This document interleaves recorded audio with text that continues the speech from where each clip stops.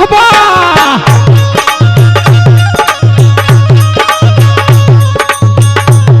कौनो दुल्हन अपने सास से कहत पर ये संतोष भैया, प्रकाश भैया, विनोद भैया, गोविंदा भैया सुन ला। बलम से नाता टूटल, बलम से नाता टूटल हमार हमारी अम्मा हो, बलम से नाता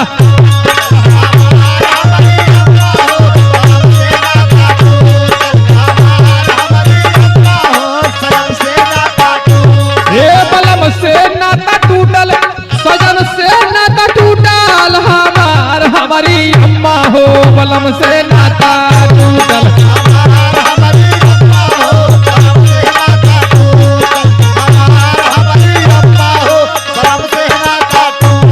कहा गए माई तन की सुना अपने सास से, कहा अपन दुख कैसे बताई हम, क्या कहले एवं प्रकाश दिया।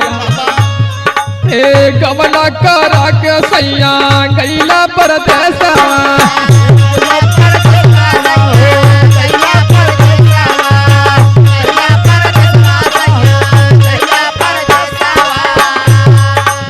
जब से तू गैला सैया माँ जलवा काले सावा,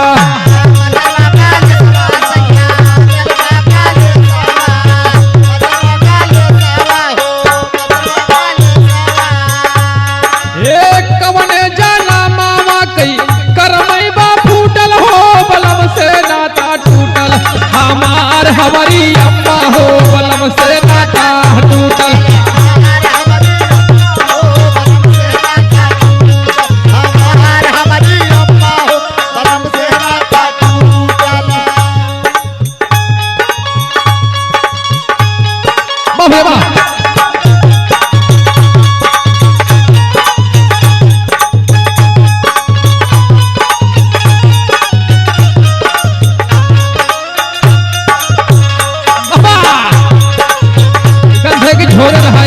भैया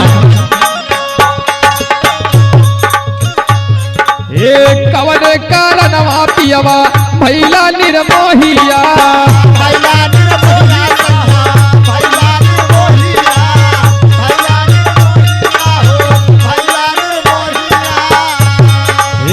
कबले या गोरी राजा तोहरी हम राहिया,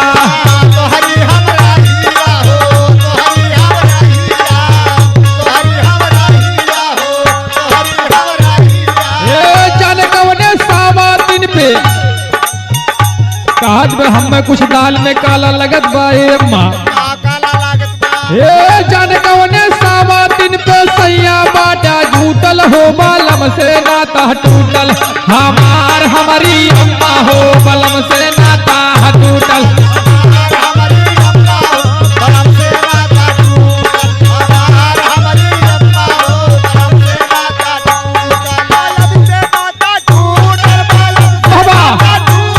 भगवान जोड़ी बन गया है।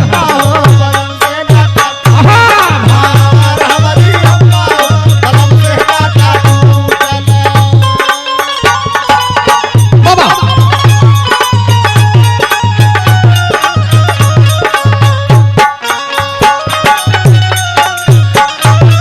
अरे बाहो करेगा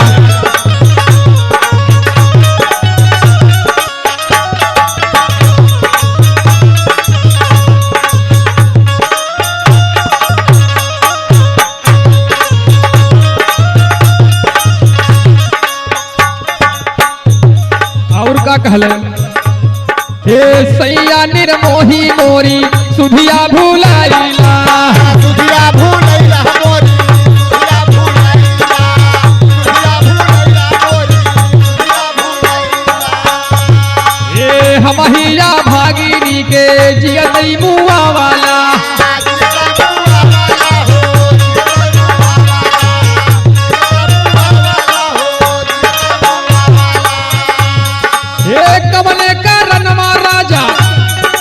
का तनी बड़ी कौन हमसे गलती हो गई, तनी बड़ी सजा देत हुआ। कवन कारण राजा रहला तू फूटल हो, बलम से नाता टूटल हमार हमारी अम्मा हो, बलम से नाता टूटल हमारी अम्मा हो, बलम से नाता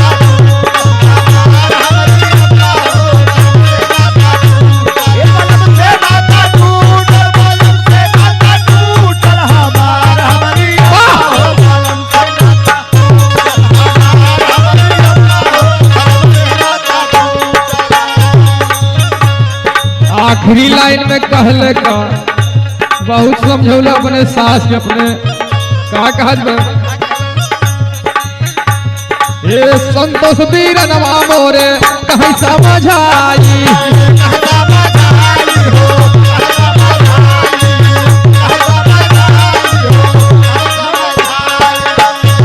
ये विनोदा भैया करत बाट दोहाई